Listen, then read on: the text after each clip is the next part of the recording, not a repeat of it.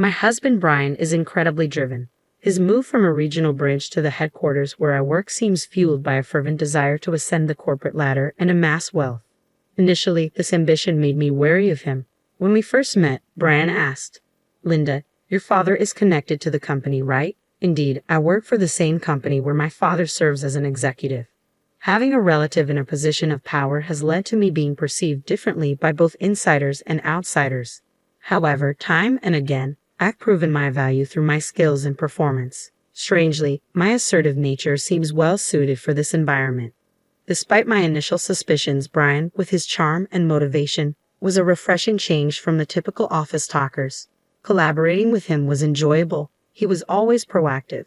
Gradually, I found myself drawn to him. Brian proposed, declaring, "With you, Linda, I can give my all in both work and home. I believe we can make a great couple. Will you marry me?" My response was cautious. "Are you sure? I can become so absorbed in work that I may neglect you. We're both career-oriented, and our time at home may be less than conventional. But we trust each other, and we enjoy our moments together." Despite our reservations, we were happy. However, this spring brought an unexpected twist. Brian was to be transferred alone to another regional branch. He was deeply disappointed, and I felt it was unfair, considering we were newlyweds. But I heard it was a critical assignment that could lead to a promotion, and he should return to headquarters in about a year.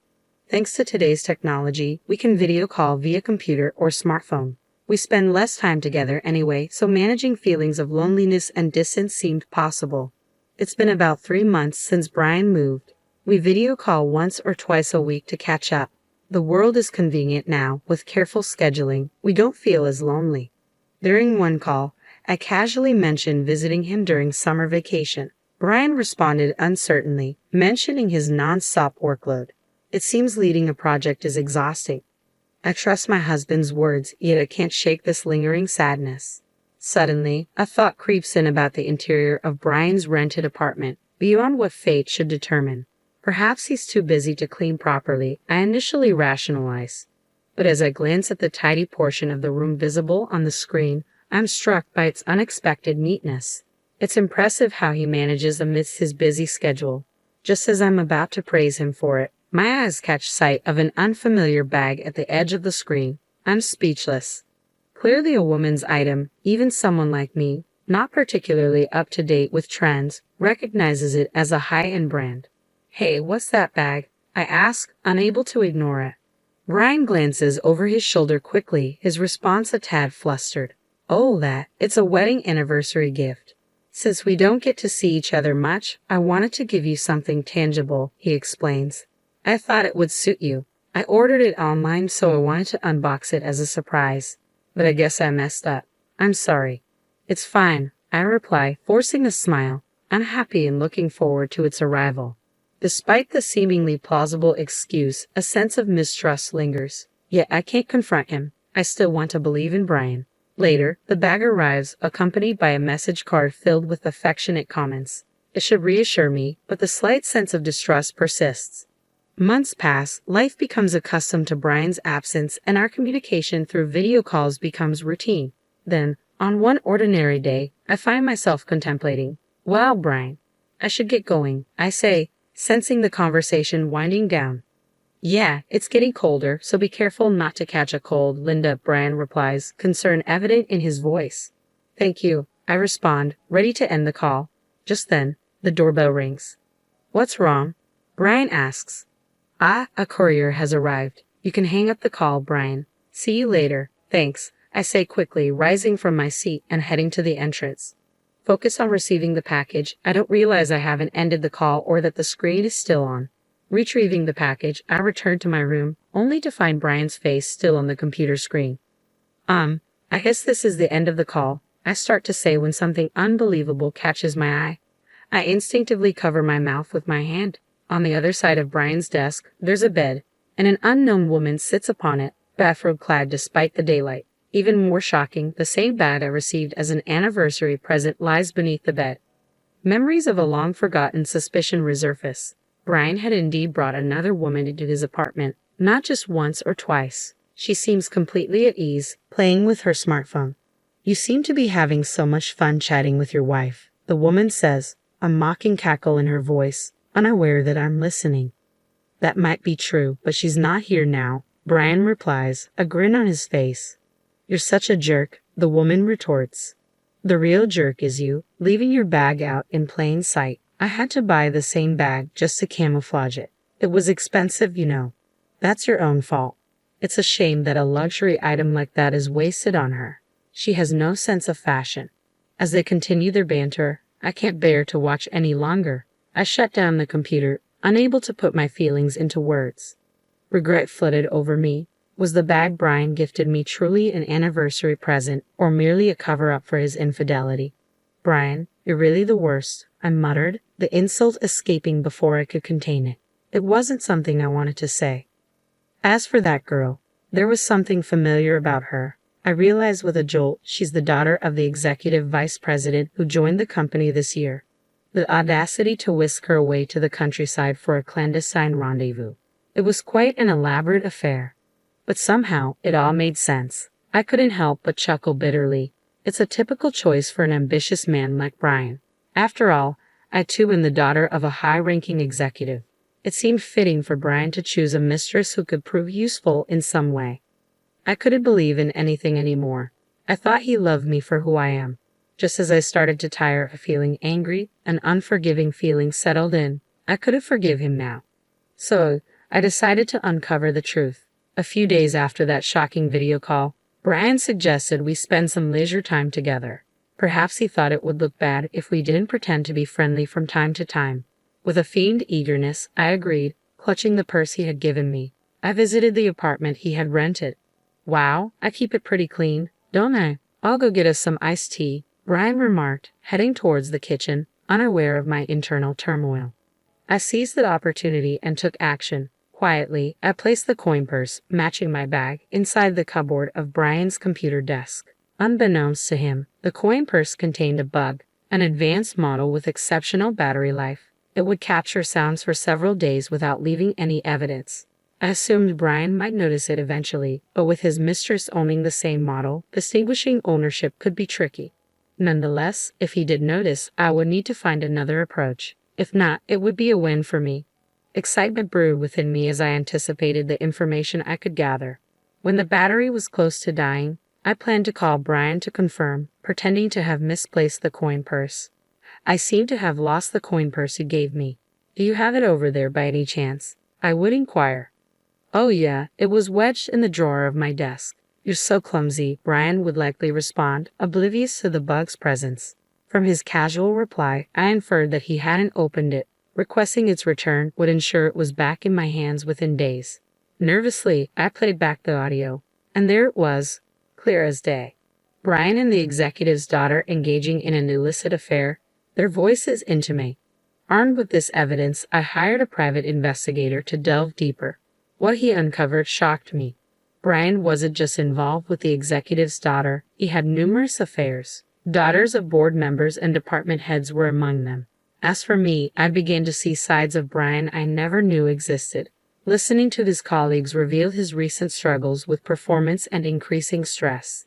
It seemed his focus had shifted from work to networking, realizing his efforts alone were no longer sufficient.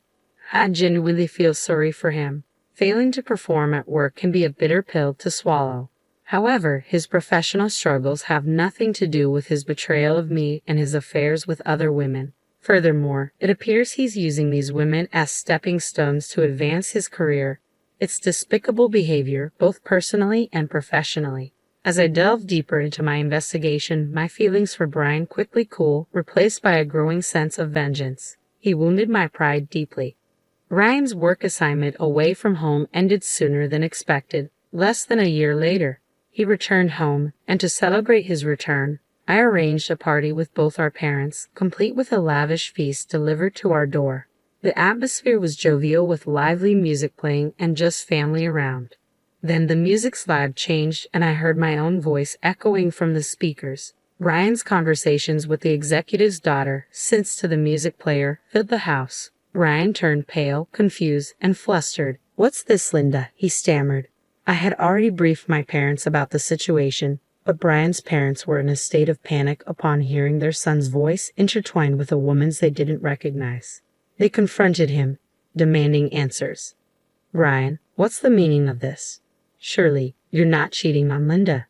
They pressed, their voices laced with concern. I played the audio recordings of Brian's conversations with the other woman, obtained with the help of the investigator. Finally, Brian realized that I knew about his affairs. Linda, you knew everything, didn't you? He trembled, turning to me with a question, his face pale. Despite his fear, I smiled. Why not consider marrying the CEO's daughter next? That'll land you the CEO position in a snap, I suggested, a bitter edge to my tone. Brian's face fell, his despair evident. You also prefer a successful man on the fast track to promotion, right? It was a necessary step for my career. Please overlook it, he pleaded, clinging to me. But what about us? Is our marriage just a step towards your success? I challenged, my voice tinged with hurt. No, that's not it at all, Brian insisted, though his words seemed forced. You're special. Despite his reassurances, Brian appeared flustered. My father stepped in, his gaze piercing. Brian, did you approach my daughter to take advantage of my position? Tell us the truth. Brian hesitated before confessing. Initially, it was about getting ahead. Even though other women were merely tools for my advancement, I am truly serious about Linda. I promise I won't cheat again. Please forgive me this time. I want a chance to make it right. It was difficult to discern if he was lying or telling the truth. After such blatant infidelity, even when he claimed I was special, trust was hard to come by. It's not my place to decide, my father continued. It's up to Linda. But I can't accept you as my son-in-law. I despise you. Even Brian's own parents, doubtful of their son's honesty, expressed their disappointment. We want to believe in you, but it's hard to believe that Linda is truly special to you, they admitted. My father's words stung, but it was clear that the disbelief of Brian's own parents hurt him the most. Despite their opinions, the decision to trust Brian or not was mine alone. In the end, I chose honesty about my feelings. I can't trust a man who has repeatedly lied to me, deceived me, and even ridiculed me with another woman. While I value my work and appreciate professional success, I've always aimed to achieve it on my own merits. I would never stoop so low as to use someone else for my own gain. But I'm telling you that you're different. Why are you abandoning me? We're married, aren't we? If you truly cherished me, why would you give me the same handbag that you gave to the woman you're having an affair with? And on our anniversary of all times, I confronted Brian, my frustration boiling over. Stop making a fool of me. I don't want to share a family with a lazy man who depends on others to get ahead. I want a divorce. With those words, it seemed Brian had given up. His shoulders drooped, and he began to sniffle out of frustration. He had just lost his most convenient stepping stone for his career, and it served him right. Exhausted, Brian was taken home by his parents, and it was unlikely he would ever return to our home. True to my word, I followed through with the divorce. After exposing Brian's wrongdoings to all the women involved, he was sued not only by me but also by all the women he had affairs with. Unable to pay all the settlement money, he was forced to sell all his properties and even had to take on debt. Brian would likely lose his freedom for a while, paying back his debt. He voluntarily resigned from his company, but in reality, he was practically fired. Once the rumors of his actions reached the higher-ups, it was inevitable they would be furious. With rumors spreading around the office, he probably felt uncomfortable as well. Currently, he's working in a small factory, diligently paying back his debt. His parents came to apologize and told me about his situation. As for me, I have no intentions of ever meeting him again. Of course, I received alimony from Brian. Surprisingly, when I sold the handbag, which was the same as his mistress's, I was shocked to find it fetched almost the same price as a new one because it was barely used. It felt like a little bonus. After separating from Brian, I began to contemplate what marriage really meant and what's important in life. While my work remains crucial to me, I don't discount the possibility of having a family in the future. I might use the money from selling the bag to pamper myself a bit and prepare for a new romance, as I had to work today.